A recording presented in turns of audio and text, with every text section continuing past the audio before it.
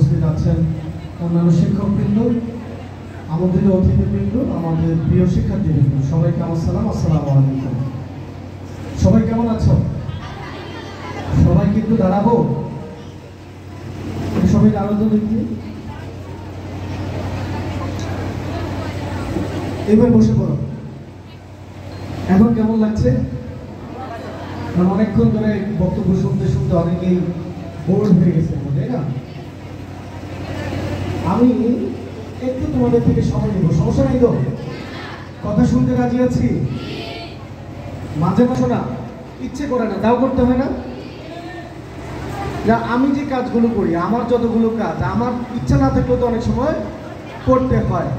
শরীরে কুলাচ্ছে না, কিন্তু তারপরেও করতে হয়।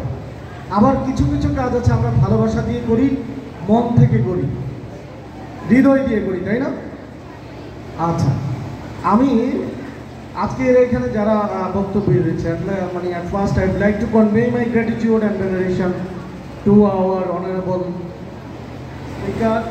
speakers and my beloved students. And of course, I must not forget to say heartfelt thanks to my beloved students who have delivered their speech on the big stage. তালিটা একটু কম হয়ে গেল না?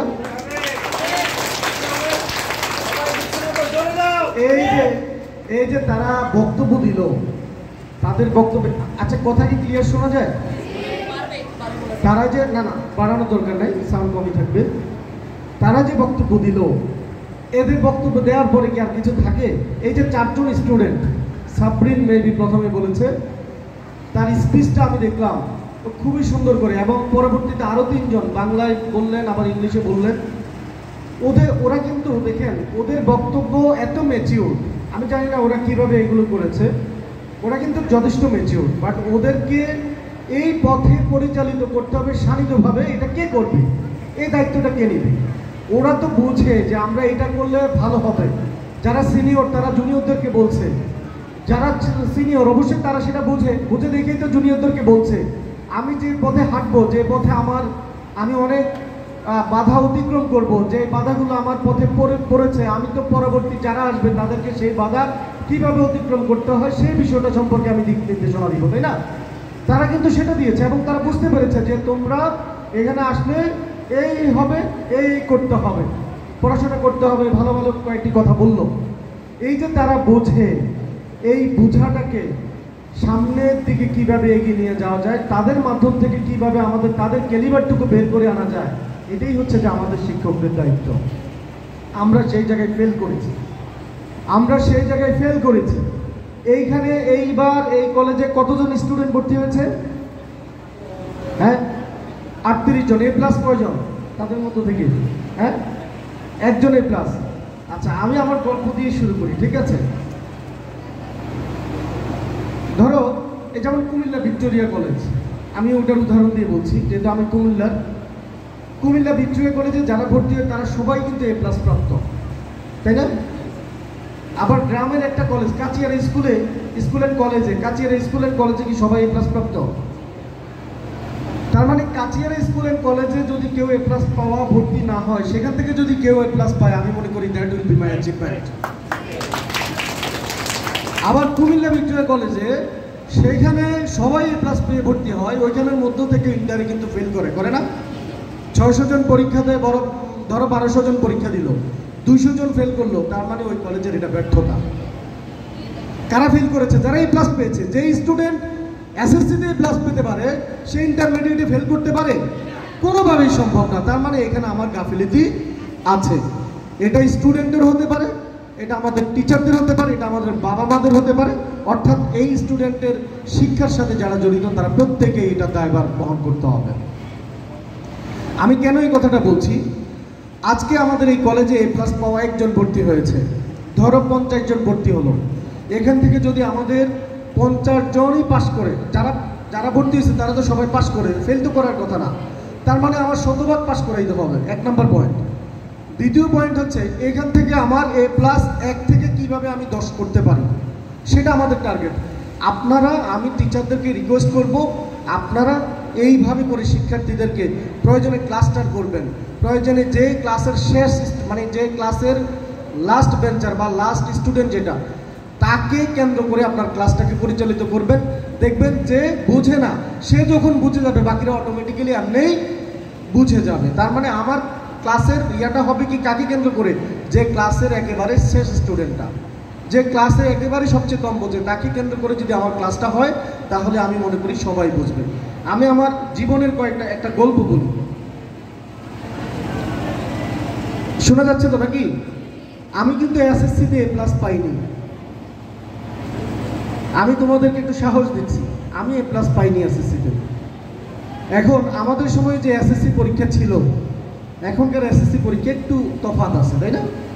আমাদের সময় সারা বাংলাদেশে দিয়ে এ প্লাস পেয়েছে এসএসসিতে 12,000, আর এখন একটা বোর্ডে পায় হচ্ছে 30-40,000। সারা বাংলাদেশে দিয়ে 1.5 লক্ষের উপরে এ প্লাস পায় না এসএসসিতে, আর আমাদের সময় সারা বাংলাদেশে দিয়ে এ প্লাস পেয়েছে 12,000 সামথিং, 12,800 কতজন। আর ওই সময় এ গ্রেড যারা পেত তাদেরকে মনে করা হতো যে তারা একটা লেভেলের স্টুডেন্ট। আমি তখন 4.56 পেয়েছি। 4. কত? 56। তোমাদের কাছে এখন এটা কিন্তু রেজাল্ট না। হ্যাঁ, এখন এ প্লাস না পাইলে আবার কেউ পরিচয় দিতে চায় না। আমরা যখন যে কলেজে ভর্তি হয়েছি সেই কলেজে টোটাল ভর্তি হয়েছে 319 জন, এবং সেটি একটা গ্রামের কলেজ। পড়েছি স্কুলে এলাকার স্কুলে, আর এরপরে ভর্তি হলাম কোথায়? গ্রামের কলেজে। গ্রামের কলেজে ভর্তি হয়েছে টোটাল 319 জন। এদের মধ্য থেকে এই 319 জনের মধ্যে একজন এ প্লাস পাওয়া ভর্তি হয়েছে। কয়জন? একজন। আপনি তো তাহলে বেশি পেয়েছেন। আপনার কয়জনের মধ্যে একজন? 38 জনের মধ্যে একজন। আর আমরা 319 জনের মধ্যে কয়জন এ প্লাস পেয়েছে? একজন। যে এ প্লাস পেয়ে ভর্তি হয়েছে তার সব কিছু ফ্রি করে দিয়েছে ওই কলেজ। আমি আশা করব আপনার এখানে যে এ প্লাস পেয়ে ভর্তি হয়েছে তার সব কিছু ফ্রি করে দিবেন আপনি। ইভেন আমরা যারা 4.56 এর উপর মানে 50 উপরে পেয়েছি, এরকম 3 জন বা 4 জন ভর্তি হয়েছি, এই 4 জনকে বই গিফট করেছে। কি গিফট করেছে? এই যে ইন্টারমিডিয়েটের যে বই কিনতে হয়, আমার কোনো বই কিনতে হয় না, আমি সকল বই গিফট পেয়েছি। কার থেকে? টিচারদের থেকে। এইগুলো আপনাদের চালু করতে হবে, তাহলে এটা ওয়ান কাইন্ড অফ মোটিভেশন। এটা ওয়ান কাইন্ড অফ মোটিভেশন, এটা শিক্ষার্থীকে অনেক দূর এগিয়ে নিয়ে যায়। আমি যখন পড়েছি, আমি যখন দেখলাম যে আমাকে বই গিফট করেছে, হোস্টেলে থাকতে দিছে ফ্রি। হোস্টেলে ভাড়া ছিল আগে 500 টাকা, ওই 500 টাকা আমাদের থেকে নেয় নাই, শুধু খাবার খরচটা দেওয়া হইতো। হোস্টেল ফ্রি করে দিয়েছে। তো আমি কেন কথাগুলো বলছি, এগুলোর একটা মেসেজ আছে। আমি যে কলেজে ভর্তি হলাম সেখানে একজন এ প্লাস পাওয়া স্টুডেন্ট যে ভর্তি হলো, এ প্লাস পাওয়া, স্বাভাবিকভাবে তার গায়ে কিন্তু কারেন্ট, তখন অনেক কারেন্ট, এটা থাকাটা স্বাভাবিক। যে এ প্লাস পাই, অনেকগুলো ফুলের মধ্যে একটা যদি দামি ফুল হয় সেটার দিকেই তো সবাই তাকাবে, তাই না? আমি এই কথাটা কেন বলছি, আজকে যে এ প্লাস পেয়ে ভর্তি হয়েছে, তুমি নিরাশ হতাশ হবে না। আমি তোমাকে আবার এটাও বলছি না যে তুমি যে এ প্লাস পেয়েছো এটার দাম্ভিকতায় তুমি ধ্বংস হয়ে যাও, এটা আমি বলছি না। এটা কখনোই করা যাবে না। তোমার যারা ক্লাসমেট আছে তারা তোমার বন্ধু, তারা তোমার বান্ধবী, তাদের সাথে তোমার আচরণ হবে প্রত্যেকের সাথে। ক্লাসের যে ব্যাক বেঞ্চার, যে লাস্ট স্টুডেন্ট, তার সাথে তোমার যে আচরণ হবে, যে ফার্স্ট বা সেকেন্ড, যে তোমার সাথে কম্পিটিটর, তার সাথে তোমার সেম আচরণ হবে। না হয় একটা সময় গিয়ে মানুষ কিন্তু এগুলো মনে রাখে। তো আমাদের যে এ প্লাস পাওয়া স্টুডেন্ট, সে মানিক কিন্তু খুবই একজন গরিব ঘরের সন্তান। তার বাবা দিনমজুর ছিল। দিনমজুর মানে হচ্ছে মানুষের বাসায় যে ওই যে কারো টিন লাগায়, কারো ইয়ে লাগায়, মানে থাকে না এরকম। তো দিনমজুরের সন্তান ছিল। দেখো, সে কিন্তু কখনোই মানে ওইভাবে কারেন্ট ছিল, কিন্তু সে ওইটা এক্সপ্রেস করে নাই কখনো। বাট আমরা তাকে সবসময় ওইভাবে চিন্তা করতাম, এটা আমাদের হয়তো প্রবলেম ছিল। এর মধ্য থেকে আমরা আবার, এই মানিক হচ্ছে আমার রুমমেট, সেও আবার হোস্টেলে চলে আসছে। আমার রুমমেট ছিল মানিক, আরো 2 জন ছিল। আমরা এক রুমে 4 জন করে থাকতাম। হোস্টেলে যেটা হয়, একটা রুমে 4 জন থাকলে 4টা টেবিল, মানে 4টা খাট, 4টা টেবিল সবার। তো আমরা পড়াশোনা করার জন্য কি পরিমাণ কম্পিটিশন দেখো। আমি যখন হোস্টেলে উঠলাম প্রথম দিন, আমি একটু দেরিতে উঠছি, ধরো 3-4 মাস পরে উঠে দেখি যে রুমে উঠছি আমি গিয়ে 10টার দিকে ঘুমাই পড়ছি, যেটা হতো আর কি বাড়িতে, যে 10টা বা 9টা, 9:30, 10টার দিকে। তখন তো মোবাইল এরকম অ্যাভেলেবেল ছিল না, মোবাইল থাকলে হয়তো ফেসবুকিং বিভিন্ন কিছু করতাম। তো আমাদের যেহেতু মোবাইল ছিল না, কোনো কিছুই ছিল না, আমি ঘুমিয়ে গেলাম। ঘুম থেকে উঠে দেখি রাতের 12:30 না 1টার দিকে, 1টা বাজে। 1টাতে ঘুম থেকে উঠে দেখি যে ওরা পড়তেছে। এই দেখো, আমার মাথা কিন্তু নষ্ট হয়ে যাচ্ছে। আমার মাথা নষ্ট করছে কারা? আমার বন্ধুরাই। আমি ঘুম থেকে উঠে দেখি যে ওরা পড়তেছে। কিরে, এরা ঘুমায় না কেন? এরা দেখি যে পড়ে। এই যে আমার মধ্য থেকে একটা জিদ চাপলো, আমার মধ্যে একটা এই যে কি বলে, এটা পড়ার একটা স্পৃহা তৈরি হলো। আমি কিন্তু আর পিছপা হই নাই। তখন কি করলাম, ওদের সাথে কম্পিটিশন দেওয়ার জন্য আমিও শুরু করলাম। আমি ওই রাতে ওই সময় হাত মুখ ধুয়ে এসে পড়তে বসে গেলাম। কাকে দেখে? বন্ধুদের দেখি। মানুষ কিন্তু বন্ধুদের থেকে খারাপও হয়, ভালো হওয়ারও কিন্তু চান্স আছে। তুমি কিভাবে নিবা, it's totally ups to you, it's totally depends on you, how you lead yourself. তুমি কিভাবে তোমাকে পরিচালিত করবা, এটা তোমার উপর ডিপেন্ড করবে। তো এখানে যারা ক্লাস 10-এর আছে তারাও শুনবা, কিন্তু সবাই কথাগুলো শুনবা, বিশেষ করে ইন্টারমিডিয়েট তোমাদের জন্য খুবই দরকার। আমিও পড়া শুরু করলাম। এইভাবে যখন শুরু করলাম, আমাদের মধ্যে একটা কম্পিটিশন তৈরি হয়ে গেল। এরপর থেকে আমরা কি করলাম, যখন সবাই পড়তেছে, সবার পড়ার আওয়াজে সবার সমস্যা হচ্ছে, তাই না? কেউ একটু জোরে পড়ে, কেউ বইয়ের দিকে তাকায় পড়ে, মানে তাকায় থাকে, তার পড়া হয়ে যায়। আবার কেউ কেউ সারাদিন পরে কিন্তু তার পড়া মুখস্থ হয় না, আছে না? তো এইভাবে করে আমরা যখন পড়তেছিলাম, তখন আমরা কি করলাম, 4 জনের যেহেতু ডিস্টার্ব হয়, আমরা প্রত্যেকে আলাদা আলাদা করে পর্দা কিনে নিয়ে আসলাম। প্রত্যেকের ব্যাডের মধ্যে একটা পর্দা দিয়ে দিলাম, মনে হয় লাল শালু। তোমরা মাজার টাজার দেখছো কখনো? মাজারে গেলে দেখবা যে ওই যে কিছু লাল শালু দিয়ে রাখে। আমরা প্রত্যেকে এরকম লাল শালুর মতো দিয়ে প্রত্যেকটা সেপারেট, কেউ কাউকে দেখে না।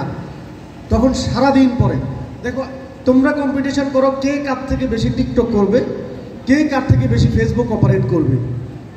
আর আমরা কম্পিটিশন করেছি কে কার থেকে বেশি পড়াশোনা করবে এবং কাকে কে না দেখায়, মানে কম্পিটিশনটা ছিল এরকম। একসময় এমন হয়েছে, যখন দেখছি যে রুমের ভিতরে আর পড়া যাচ্ছে না, একজন আরেকজনকে তুই তো পড়তে পড়তে পাগল হয়ে যাবি, তখন বাধ্য হয়ে দোতলায়, যখন কলেজ রুম ছিল দোতলায় আর আমরা 3 তলায় হোস্টেল ছিল, দোতলার রুমগুলো আমরা কোনোভাবে খুলে ওইখানে একটা লাইট জ্বালাইছি, লাইট জ্বালাই নিচে পড়াশোনা করতাম। কেউ নাই, রাতের 2টা 3টাতে পড়তেছি। কারণ এত বড় রুম ছিল, একটা টেবিলে বসে পড়তেছি, খুব ভালো পড়া হচ্ছিল। এইভাবে আমাদের কম্পিটিশনটা হয়েছে। এবং একটা সময় আমাদের যখন ইন্টারমিডিয়েট পরীক্ষা হলো, ওইখানে আবার একজনই A+ পাইছে। কয়জন? একজন। একজন কে? কেমনে বুঝলা? হ্যাঁ, শুনছো আগে? এই একজনই A+ পেয়েছে, সেটা আমি। এখন এটাকে আমি নিজেকে জাহির করলাম এরকম না, বিষয়টা হচ্ছে আমি তোমাদেরকে জাস্ট মোটিভেশন দেওয়ার জন্য একটা এক্সাম্পল দিয়েছি, এবার যেটা আমার মানে আমার জীবনের সাথে ঘটেছে। তো ওই মানিক কিন্তু 4.90 পেয়েছে। কত পেয়েছে? মানিক কিন্তু পিছিয়ে নেই। আবার আমার গায়ে আমি যখন A+ পেলাম, তখনও ওই যে সারা বাংলাদেশেরই কত, মানে তেমন কোনো A+ নাই, 319 জনের মধ্যে একজন A+, চিন্তা করা যায়? সায়েন্স, আর্টস, কমার্স মিলিয়ে। পরবর্তীতে স্বাভাবিকভাবে আমি যখন A+ পেয়েছি, আমাকে সবাই সংবর্ধনা দিচ্ছে। এলাকায় যাচ্ছি, বাজারের যারা ওই যে স্বাভাবিকভাবে বাজারের ব্যবসায়ী সমিতি, আমাদের এলাকার কিছু স্টুডেন্ট আছে, ওরা, এরপরে হচ্ছে যে ওই কুমিল্লা শিক্ষা বোর্ডের যিনি চেয়ারম্যান ছিলেন, ওই চেয়ারম্যান স্যার তখন আমাকে ওই আমাদের কলেজে গিয়ে সংবর্ধনা দিলেন। স্বাভাবিকভাবে আমি এত সংবর্ধনা পাচ্ছিলাম যে আমি নিজেকে আর ধরে রাখতে পারি নাই, আমার গায়ে অনেক কারেন্ট জমে গেছে। তখন আমি কি করলাম, আমরা তখন আবার কি করলাম, শহরে চলে আসলাম, কুমিল্লা শহরে। আমি আসার আগে দেখি যে মানিক চলে গেছে। ওই যে মানিক, আমাদের কম্পিটিশনটা কিভাবে চলছে দেখো। মানিক, আরিফ, যে আরিফও 4.90 পেয়েছে, আমার রুমমেট আরেকজন, ও 4.90 পেয়েছে, মানিকও 90 পেয়েছে, আরেকজন মেবি 4.something এরকম। তো পরবর্তীতে ও আগে চলে গিয়ে সে হচ্ছে যে একটা ম্যাচে উঠলো, ম্যাচে উঠে সে অলরেডি কোচিংয়ে ভর্তি হয়ে গেছে, ইউসিসিতে, ইউনিভার্সিটি কোচিং সেন্টার, যেটা ইউসিসিতে ভর্তি হয়ে গেল। ওরে দেখে দেখে আমিও ভর্তি হলাম, পরে আমিও চলে গেলাম, আবারও সেম ওইখানে গিয়ে একই ম্যাচে একই রুমে। এখন মানে আমি মানিককে ছাড়তেছি না আর কি। পরে দেখি যে মানিক যখন আমরা যখন কোচিং সেন্টারে গেলাম, কোচিং সেন্টারে গিয়ে আমি দেখতেছি ওইখানে পুরো কোচিং সেন্টারে 5 জন বা 6 জন হচ্ছে A+ দাঁড়ি, তাও আবার কুমিল্লা শহরের মধ্যে আছে। যারা হয়তো বেশি ভালো করছে তারা ঢাকায় চলে গেছে। তো আমার একটা অ্যাসেসমেন্ট ছিল, আমি চিন্তা করতেছি আচ্ছা এই কোচিং সেন্টার থেকে যদি 10 জন টিকে তার মধ্যে তো আমি থাকার কথা, কারণ আমি A+ পাইছি। আমার মধ্যে একটা গা ছাড়া ভাব তৈরি হয়ে গেল যে আমি তো অ্যাটলিস্ট আমি যদি A+ পাইছি, আমি দেখি আর কেউ A+ আছে কিনা, দেখি যে 4-5 জন। তো স্বাভাবিকভাবে ওই ক্লাস থেকে যদি 5 জন বা 10 জন হয় সেখানে তো আমি থাকবো। আমার চিন্তা ভাবনা হচ্ছে এরকম, কিন্তু ভর্তি পরীক্ষাটা তো আসলে এরকম না। পরে দেখি যে মানিক কিন্তু সারাদিন পড়তেছে, আমিও মানিকের সাথে পড়তেছি, কিন্তু আমি হয়তো ওইভাবে তার মতো আন্তরিকতার সাথে পড়তেছি না। ও দেখি যে এটাকে যুদ্ধ হিসেবে নিয়েছে। সেই মানিক দেখেন মানে জীবনটা কেমন, আমি জাস্ট আপনাদেরকে জীবনের গতিপথটাকে বুঝাচ্ছি। পরবর্তীতে এই মানিক আর আমি একই দিনে ঢাকা বিশ্ববিদ্যালয়ে পরীক্ষা দিয়েছি। মানিক ঢাকা বিশ্ববিদ্যালয়ে 52তম হয়েছে, আর আমি হয়েছি 1938তম। ওই ঢাকা বিশ্ববিদ্যালয়ে স্টুডেন্ট নিয়েছে কয়জন? 880 জন। তখন 880 জনের সিট ছিল। আমি কি চান্স পেয়েছি? পাই নাই। সে রাত আমার ঘুম হয় নাই, আমি ঘুমাইতে পারি না। বুঝতে পেরেছেন জীবনটা কেমন? আমি জাস্ট আপনাদেরকে বোঝানোর চেষ্টা করছি। জীবনটা এমন যে যখন ওই যে আপনার বন্ধু খারাপ করে তখন খারাপ লাগে, আবার যখন ভালো করে তখন আরও বেশি খারাপ লাগে। 3 ইডিয়টস মুভি দেখছেন কখনো? 3 ইডিয়টস মুভির মধ্যে বলা আছে বন্ধু যখন খারাপ করে তখন খারাপ লাগে, একজন আরেকজনকে সান্ত্বনা দেন না, বান্ধবী থাক, যেটা হয়েছে হয়েছে। কিন্তু এই বান্ধবী যখন আবার গোল্ডেন A+ পেয়ে চলে যাবে তখন ওই বান্ধবীর সাথে আর আপনি দেখাও করবেন না। কেন? হিংসা। এটা আমাদের দেহের সাথে মিশে আছে, এটা আমাদের রক্তের সাথে মিশে আছে। আমরা কারো খারাপ যেমন দেখতে পারি না, তার ভালোটা আরো বেশি দেখতে পারি না, তাই না? স্বাভাবিকভাবে ওই রাত আমার ঘুম হয় নাই, কারণ আমি ফর্ম টানছি একটা, কারণ ওই যে ওভার কনফিডেন্স। আমি ফর্ম একটাই টেনেছি, সেটা ঢাকা বিশ্ববিদ্যালয়। আমি যখন চান্স পেলাম না তখন আমি সে রাত ঘুমাতে পারি না। পরবর্তীতে ভাগ্যক্রমে কুমিল্লা বিশ্ববিদ্যালয়ের ফর্মটা শুধু বাকি ছিল, তাও বাকি থাকতো না, আগে সবগুলো ফর্ম একসাথে একটা ম্যানুয়ালের ছিল, তো ম্যানুয়ালটা তো টাইম ছিল যে এত তারিখের মধ্যে এত তারিখ থেকে এত তারিখ, এরপর আর টানা হতো না। কিন্তু কুমিল্লা বিশ্ববিদ্যালয়ের ডেটটা এক্সটেন্ড করেছে কোনো একটা কারণে, ওইটার কারণে আমি ওইখানে ফর্ম টেনেছি। এরপরে ভালোভাবে পরীক্ষা দিয়েছি, সেখানে 8তম হয়েছি। কততম? 8তম। এখন এই কথাগুলো বলার উদ্দেশ্য হচ্ছে এই যে মানিক ঢাকা বিশ্ববিদ্যালয়ে পড়েছে, ঢাকা বিশ্ববিদ্যালয়ে সে চলে গেল, আমি কুমিল্লা বিশ্ববিদ্যালয়ে পড়াশোনা করছি। আমার মধ্যে সেই জিদটা কিন্তু এখনো আছে। আমি যখন কুমিল্লা বিশ্ববিদ্যালয়ে পড়লাম, আমি ভর্তি হওয়ার সাথে সাথে আমি রেজাল্টের উপরে গুরুত্ব দিয়ে আমি ডিপার্টমেন্টে পড়াশোনা। এই পিছনে বসো, don't make a noise please. তোমাদের খারাপ লাগছে? খারাপ লাগলে আমি কথা শেষ করে দিব। তো এই মানিক আমার থেকে কত দূরে? ঢাকা ইউনিভার্সিটিতে সে পড়ছে, আমি পড়ছি কুমিল্লা বিশ্ববিদ্যালয়ে। তার সাথে আমার যে কম্পিটিশন সেটা কিন্তু এখনো শেষ হয় নাই। আমি যখন ঢাকা বিশ্ববিদ্যালয়ে চান্স পেলাম না, আমি মনের মধ্যে একটা প্রতিজ্ঞা করেছিলাম যে আমি এক সময় ওর মতো কিছু হয়ে, যেটা ওটা করতে পারি না, একটা সময় গিয়ে তাকে যাতে ছাড়িয়ে যেতে পারি সেই একটা কিছু করব। আমি প্রথম থেকে বিশ্ববিদ্যালয়ে ভালো করে পড়াশোনা শুরু করলাম। বিশ্ববিদ্যালয়ে আমি প্রথম সেমিস্টারে 4th হলাম, সেকেন্ড সেমিস্টারে গিয়ে 2nd হলাম, থার্ড সেমিস্টারে গিয়ে 1st হয়ে গেলাম, 4th সেমিস্টারে গিয়ে যৌথভাবে 1st, 5th সেমিস্টারে গিয়ে আবার 2nd। এইভাবে করে অনার্সে আমাদের তো হচ্ছে সেমিস্টার সিস্টেম, 8টা সেমিস্টার, টোটাল রেজাল্টে আমি 2nd হলাম, ওইখানে আবার আরেকজন 1st। মাস্টার্সও আমি 2nd হলাম। বিশ্ববিদ্যালয়ে টিচার হওয়ার আমার একটা সুযোগ আছে, কারণ যারা 1st, 2nd, 3rd হয় তাদের মধ্যে থেকে টিচার নিয়োগ দেয়, হয়ে গেলাম। একই সাথে আমি এই বিশ্ববিদ্যালয়ে পড়াশোনার পাশাপাশি আমি BCS এর কোচিং করা শুরু করলাম। কোন ইয়ার থেকে? 2nd ইয়ার থেকে, অনার্সের 2nd ইয়ার থেকে। আমাকে আমার ক্লাসমেটরা অনেকে পাগল বলেছে এত তাড়াতাড়ি BCS এর পড়াশোনা করে কি করবি, কারণ আমরা তো সবাই চিন্তা করি অনার্সের পরে গিয়ে আমরা চাকরির পড়া পড়বো। দেখেন আমার চিন্তা ভাবনা কি, ওই যে আমার তো কম্পিটিশন হচ্ছে মানিকের সাথে, মানিককে কোথাও না কোথাও আমাকে পিছিয়ে ফেলতে হবে। একটা সময় গিয়ে আমি পরীক্ষা দিলাম BCS এর, পরীক্ষা দিতে গিয়ে তার সাথে আবার আমার দেখা, এবং এই BCS প্রিলি পরীক্ষা দিয়েছি হচ্ছে তার হলে থেকে, তার রুমে থেকে, যে সার্জেন্ট জহুরুল হক হলে ছিল, ওই হলের ওর রুমে গিয়ে হচ্ছে যে আমি থেকে পরীক্ষা দিয়েছি।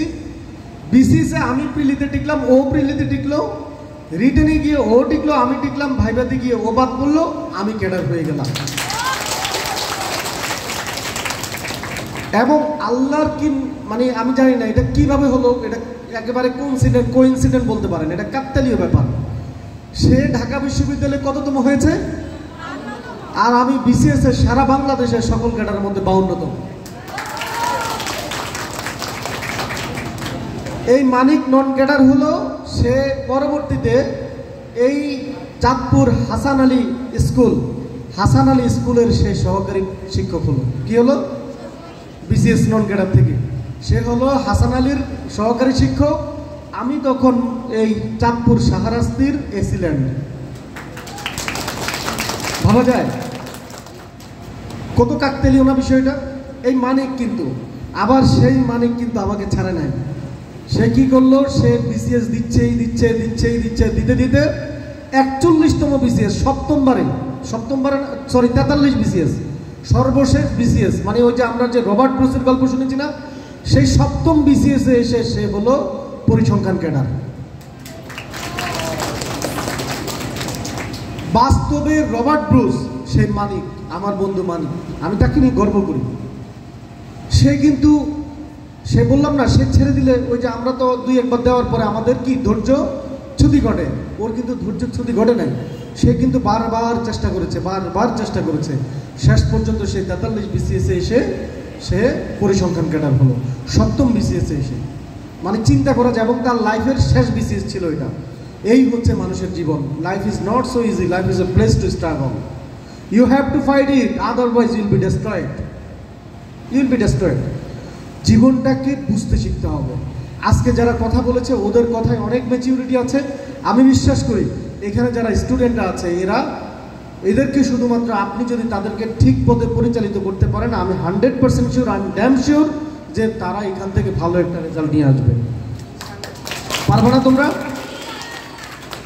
তোমরা মেয়ে, এই কথা ভাবার কোনো কারণ নাই যে আমরা মেয়ে, আমরা পড়াশোনা করে কি করব। আমার আগে এখানে এই উপজেলায় যে 3-4জন ইউনো ছিলেন, এরা কারা ছিলেন জানো? 3জনই মেয়ে ছিল, লেডি অফিসার ছিল। আমার আগে ছিলেন ফাতিমা সুলতানা স্যার, এর আগে ছিলেন ফাহমিদা হক স্যার, রেনু দাস স্যার, তার আগে ছিলেন ফাহমিদা হক স্যার। 3জনই কি লেডি অফিসার। ফাহমিদা হক স্যার আমার সাথে বিসিএস কোচিং করছে, ওই যে আমি 2nd ইয়ার থেকে। আর ফাহমিদা হক স্যাররা তখন আমাদের সাথে কোচিং করে, ওনার তো পড়াশোনা শেষ, তখন উনি কোচিং করতেছে। এই ফাহমিদা হক স্যার আমরা একই কোচিং সেন্টারে করছি। ভাবা যায়, এইখানে 3-4 বছর আগে ইউনো ছিল, ওনার সাথে আমরা একসাথে কোচিং করেছি, তখন আমি 2nd ইয়ার বা 3rd ইয়ারে বলি, ওই ফাহমিদা হক স্যারের সাথে। এই ফাহমিদা হক স্যার এখানকার ইউনো ছিল। তাহলে মেয়েরা কখনোই পিছিয়ে পড়বে না, এটা মনে রাখতে হবে। তুমি হয়তো জানো না, তোমাকে নিয়ে তোমার মা বাবা স্বপ্ন দেখছে, সেই স্বপ্নটাকে তুমি বাস্তবায়ন করতে হবে। আজকে এখানে যারা আছো প্রত্যেকের পেছনে কারো না কারো স্বপ্ন আছে, কারো না কারো বড় কোনো উদ্দেশ্য আছে। এই যে আজকে তোমাকে এত বড় করলো, তোমার উচিত যে আজকে আমাকে যারা এত বড় করলো, আমার মা বাবা, আমার শিক্ষক, এই সমাজকে তোমার কিছু দেওয়ার আছে, তোমার পরিবারকে কিছু দেওয়ার আছে না? তো সুতরাং তোমাদেরকে সেভাবে বিল্ড আপ হতে হবে। তো আমি বিশ্বাস করি তোমরা এখানে যারা আছো তোমরা এটা পারবা। আর আরেকটা বিষয়, আমি এখানে আসার পর একটা বিষয় আমি খেয়াল করেছি, সেটা হচ্ছে আমাদের শিক্ষার্থীদের হাতে মোবাইল। তোমরা কি সবসময় মোবাইল আনো? আজকে এনেছ? স্কুলে আমাদের যে 13 দফা ছিল, ডিসি স্যারের যে 13টি নির্দেশনা ছিল, ওই একটি নির্দেশনা কি ছিল? মোবাইল আনা যাবে না। আমরা কিন্তু পরবর্তীতে যাদের হাতে মোবাইল দেখবো আমরা টিসি দিয়ে দিব। আমি বিশেষ করে আজকে আমি যত মিষ্টি কথা বলেছি, কারণ আমার সেই রুদ্রমূর্তি কিন্তু পরে দেখবা, কারণ আমি আইনের দিক থেকে আমি যথেষ্ট পরিমাণ স্ট্রিক্ট, এখানে কোনো ছাড় নাই।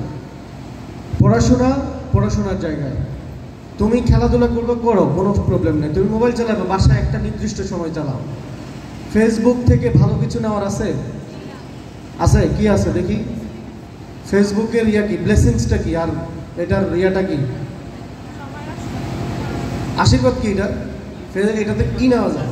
হ্যাঁ, ফেসবুক থেকে তো আর নেওয়া যায় না, ইউটিউব থেকে। আচ্ছা, ফেসবুক থেকে হচ্ছে সবচেয়ে বেশি এখন রিউমার ছড়ায়। কি ছড়ায়? রিউমার। আবার কিছু পেজ আছে যেগুলো তোমার হোয়াটসঅ্যাপ, ওরা ইউটিউব চ্যানেল, এগুলো আবার ফেসবুকের সাথে কানেক্ট করে দিয়ে দেয়। কিন্তু মূল কথা হচ্ছে ফেসবুক থেকে আসলে কিছুই নেওয়ার নাই। এখানে ম্যাক্সিমাম সময় আমরা যেটা পাই সেটা হচ্ছে সময় নষ্ট করে আমাদের। সময় নষ্ট হয় না? তুমি যখন ফেসবুকে ঢুকবা, রিলস আছে না কিছু রিলস, ওই রিলস দেখতে দেখতে সারা রাত কেটে যায়। ওই যে শাওলিন স্যার বলছে না যে আমি সারা রাত কী করি, আমি এখন ওই মোবাইলে ঢুকলেই রিলস দেখতে দেখতে দেখে যে 3টা বাজে। ঠিক আছে, এই ফেসবুক আমার জীবনে ধ্বংস করে দিচ্ছে। আমি আস্তে আস্তে এটাকে কমাচ্ছি। কালকে আমি একটু আগে ঘুমাইছি, আমি চেষ্টা করছি এখন মোবাইল 12টার পরে মোবাইল দূরে রাখতে। আমি কিন্তু এখন এটা করছি। এটা তোমাদের সবাইকে করতে হবে। একটা নির্দিষ্ট সময় চালাবা, মোবাইল অবশ্যই চালাবো, তবে একটা নির্দিষ্ট সময়। আমাদের সময় যখন মোবাইল ছিল না, আমরা বললাম না, আমরা তো ইন্টারমিডিয়েটে মোবাইল দেখি নাই। আমার আব্বার মোবাইল ছিল, আমি ওই মোবাইল ধরলে আমার হাত কাঁপতো, ভয় লাগতো, কারেক্ট টিপ দিয়ে আবার কল দিয়ে, তখন তো বাটন সেট ছিল। ঠিক আছে, তো তোমাদের কাছে রিকোয়েস্ট করব, যেটাই করো একটা নির্ধারিত সময়ের মধ্যে করবা, পরবর্তী সময়টা তোমার নিজেকে সময় দেবা। তোমাদের জীবনের উদ্দেশ্য তৈরি করো, গোল সেট করো। Without goals and plans to reach them your life is it that has set with no destination. তুমি যদি গোলস অ্যান্ড প্ল্যান ছাড়া, লক্ষ্য এবং উদ্দেশ্য ছাড়া তুমি জীবনকে পরিচালিত করো, your life is it that has set with no destination. কিসের মতো? গন্তব্যবিহীন জাহাজের মতো। তা আমরা আশা করবো যে তোমরা গন্তব্যবিহীন জাহাজের মতো হতে চাও না। আর এখান থেকে একজনও যাতে ফেল না করো। পরীক্ষা আগে কিভাবে হয়েছে জানি না, এখন থেকে পরীক্ষার মতোই হবে। আগে আমরা যখন দেখেছি আমাদের হেড স্যাররা, মানে ওই যে কোনো শিক্ষকরাই, যিনি ক্লাসের দায়িত্বে থাকতেন ইনভিজিলেটর, উনি আমাদেরকে সোজা করে ফেলতেন। এখন তো শিক্ষকরা অনেক সময় দেখি যে সহযোগিতা করে। আমরা নিচ থেকে উপর উঠতে দেখি যে স্যার বলতেছেন এই ম্যাজিস্ট্রেট স্যার আসতে, ম্যাজিস্ট্রেট স্যার মাথা সোজা করো। তার মানে মাথায় এতক্ষণ সোজা ছিল না, আমি আসলে সোজা হবে। এটা আমরা হয়তো টিচারদেরকে ওইভাবে বলি না, কিন্তু ওনার উচিত ছিল। আমরা তো শুনি, আমাদের কান টান সবই খোলা। আমি ওই যে গেটে ঢুকতেছি, আমি দেখতেছি ওই রুমে কে হাঁটতেছে। আমার কিন্তু একটু অন্যভাবে আমি চিন্তা করি। আমি ওই যে গেটে ঢুকতেছি, আমার চোখ হচ্ছে ওই ক্লাসের দিকে। আমি দেখি যে এক স্যার বারান্দায় ঘুরতেছে। পরে ওনাকে এসে জিজ্ঞেস করলাম আপনার ডিউটি কোথায়? ক্লাসের ভিতরে। বারান্দায় কি আপনার? বারান্দায় কি, এটা বুঝার কি আর দরকার আছে? মানে আমারে পাহারা দিচ্ছে। ভাই আপনি পাহারা না দিলেও আমি এটাই বুঝবো। এটা আপনার নৈতিক স্থলন। আপনাকে তো আমারে পাহারা দিতে বলে নাই বা বারান্দায় হাঁটতে বলে নাই। এবং বলা আছে একজন ইনভিজিলেটর এক কক্ষ থেকে আরেক কক্ষে যেতে পারবেন না। তার মানে আমি যদি আপনাকে কিছু নাও বলি, আপনার উচিত যে আপনি সে কাজটা না করা। কারণ আমার অনেক না বলা কথাই আপনি যদি বুঝেন, তাহলে এটা অনেক কিছু। বুঝবান গেলে ইসেরাই কাঁপিয়ে। ঠিক আছে, তো আমরা অনেক সময় শিক্ষকদেরকে ওইভাবে সম্মানের কারণে আমরা হয়তো বলি না, বাট এটা অনেক সময় আপনাদেরকে বুঝতে হবে যে আপনারা এই কাজটা করবেন না। যারা দায়িত্বে থাকবেন ভবিষ্যতে, তারা কখনোই স্টুডেন্টদেরকে এই সুযোগটুকু দিয়ে, যারা এসএসসিতে মনে করেন দেখে দেখে পাস করছে, সে তো মনে করবে ইন্টারমিডিয়েটে একই অবস্থা। এখানেও মনে হয় দেখে দেখে পাস করা যায়, তখন সে ইন্টারমিডিয়েটে একটু গা ছাড়া ভাব দিবে। ওই বন্ধুর উপর ডিপেন্ড করে সে আসবে। পরীক্ষার হলে এসে যখন দেখবে যে এখানে ম্যাজিস্ট্রেট সার্কেলে হাঁটতেছে, ও আমারও মনে মনে গাইল যাবে। আর নিজের তো পড়াশোনা করে নেই, ফেল তো করবেই। আলটিমেটলি এই প্রতিষ্ঠানের রেজাল্ট খারাপ হবে। আমরা চাই না এটা হোক। প্রয়োজন আপনি ক্লাস টেস্ট নেবেন, সাপ্তাহিক টেস্ট নেবেন, পাক্ষিক টেস্ট নেবেন, প্রতি মাসে মাসে টেস্ট নেবেন। ওদেরকে পড়াশোনার চাপে পিষ্ট করে ফেলবেন প্রয়োজনে। কারণ এখানে চাপ না দিলে ওরা ভবিষ্যতে ভালো কিছু করতে পারবে না। আমরা দেখি ঢাকা বিশ্ববিদ্যালয়ে পরীক্ষা দিলে পাস করে হচ্ছে 5%, 2%, 1%। তাহলে এরা কারা পরীক্ষা দিচ্ছে? সবাই তো A+ পাওয়া স্টুডেন্ট পরীক্ষা দিচ্ছে। ওইখান থেকে যারা ফেল করছে তারা কারা? A+ পাওয়া। তার মানে আমরা কিছু শিখাইতে পারি না, ওইখানে গিয়ে ফেল করছি। তা আমরা আশা করব আপনাদের এই প্রচেষ্টাটুকু থাকবে। আমাদের যারা শিক্ষক আছেন, আপনারা আন্তরিকতার সাথে, আর যদি শিক্ষার্থীদের যে চাওয়া পাওয়া, নির্দ্বিধায় যদি কোনো বিষয় থাকে আমার সাথেও সরাসরি কথা বলতে পারো যে স্যার আমাদের স্কুলে এইটা নাই, আমাদের কলেজে এইটা নাই। বিশেষ করে কলেজে যারা, আমাদের কলেজে এইটা নাই, আমাদেরকে এইটা একটু করে দেন স্যার। আমাদেরকে এই শিক্ষক আর একটু এই সাবজেক্টে আরেকটা ভালো শিক্ষক হলে ভালো হয়। অথবা আমাদের কলেজের এই প্রবলেম। ইনফ্রাস্ট্রাকচার কখনো একটা কলেজের প্রতিবন্ধকতা হইতে পারে না। আমি যে কলেজে পড়ছি, বললাম না কোনো ইনফ্রাস্ট্রাকচার ছিল না। আজকে সেখানে ডিগ্রি কলেজ হয়েছে, আজকে সেখানে অনেক বড় বড় ভবন হয়েছে। তো আমরা যে প্রতিষ্ঠানে পড়েছি, ইনফ্রাস্ট্রাকচার কি আমাদের আটকে রাখতে পারছে? পারে নাই। ওই কলেজের ওই যে বললাম 4.90 পাওয়া, সে ঢাকা বিশ্ববিদ্যালয়ে চান্স পেয়েছে। আরেকজন আমেরিকায় পড়াশোনা করেছে। এই যে আরিফ 4.90, আরেকজন বললাম সে আমেরিকায় পড়াশোনা করেছে। ভাবা যায় কোন কলেজ? একটা গ্রামের কলেজ। তো এই কলেজেও তো কেউ না কেউ ডাক্তার হয়েছে, ইঞ্জিনিয়ার হয়েছে না? তোমাদের মতো থেকে সেই স্টুডেন্টগুলো আসতে হবে। তাহলে তোমার পরিবারকে তুমি যেভাবে সার্ভ করবা, দেশকে সার্ভ করতে পারবা, সমাজকে সার্ভ করতে পারবা। এই স্কুল একসময় শিক্ষকের চাওয়া পাওয়া কি? শুধুমাত্র বলবে যে আমার স্কুলের স্টুডেন্ট আজকে ম্যাজিস্ট্রেট হয়েছে, আমার স্কুলের স্টুডেন্ট আজকে ডাক্তার হয়েছে, এইটাই তো। নাকি অন্য কোনো চাওয়া পাওয়া আছে? না স্যাররা যাই চিকিৎসা সেবা দিয়ে আসবা, ডাক্তার হইলে দিয়ে আসবা? এই হচ্ছে বিষয়। তা আমাদের চাওয়া পাওয়া হচ্ছে এটুকুই। আমার আজকের কথায় যদি একজন এখান থেকে মানুষ হতে পারে তাহলে মনে করবো যে that will be my achievement. ঠিক আছে, তো ধন্যবাদ সবাইকে। আবারও একটি কথা বলছি, সময় বারবার আসে না, সময়ের কাজ সময় করতে হবে। আমরা সেই ডাক ও কোনার বচন বলি, আমাদের কিছু প্রবাদ বাক্য বলি যে সময় থাকতে ওই যে সময়ের মর্যাদা দিতে হয়, দাঁত থাকতে দাঁতের মর্যাদা যদি আমরা না দিতে পারি তাহলে দাঁত পড়ে গেলে আমরা সেটা কখনোই আর করতে পারবো না, করতে পারবো না। হ্যাঁ, এই জন্য ইংলিশে একটি প্রবাদ আছে, time is life, life is time, balance between life and time can help one to reach the highest apex of success. কি বলেছি আমি?